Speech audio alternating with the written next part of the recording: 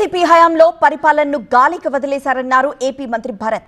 కర్నూలులో నిర్వహించిన సుపరిపాలనలో తొలి అడుగు కార్యక్రమంలో పాల్గొన్న ఆయన గత ఏడాది కాలంలోనే 9 లక్షలకు పైగా పెట్టుబడులు ఖరారయ్యారన్నారు.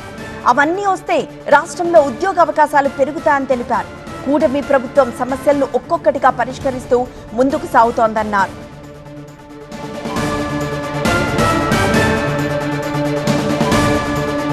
2014 నుంచి 24లో జస్ట్ 4.5 lakhs 5 lakhs జరిగిండొచ్చు. సంవత్సరంలోనే 9.5 లక్షల పెట్టుబడులు కన్ఫర్మ్ చేయడం జరిగింది. ఇవన్నీ వస్తే ఉద్యోగ అవకాశాలు పెరుగుతాయి. మనకి ఇన్కమ్ అనేది కార్పొరేషన్కి ఎప్పుడైతే ఆదాయం పెరుగుతుందో మనం చేసేకి అభివృద్ధి పనులు కూడా చాలా చేసేదానికి అవకాశం ఉంటుంది. ఇప్పటికే మీరు చూస్తే పోయిన ప్రభుత్వంలో కార్పొరేషన్కి వచ్చే ఆ ఫండ్స్ని కూడా వాళ్ళు తీసుకోవడం జరిగింది. మన ఏప్రిల్ నుంచి అది తీసేసి ఆ పద్ధతి కార్పొరేషన్కి వచ్చే నిధులు ఏమైతే ఉన్నాయో ఇన్కమ్ వచ్చేదో అక్కడే ఖర్చు పెట్టాలని చెప్పి ఇన్ని కష్టాలున్నా ఏమున్నా చంద్రబాబు గారు లాంటి లీడర్షిప్ ఉంది కాబట్టి అది తీసేయడం జరిగింది. సో పనులు జరుగుతున్నాయి.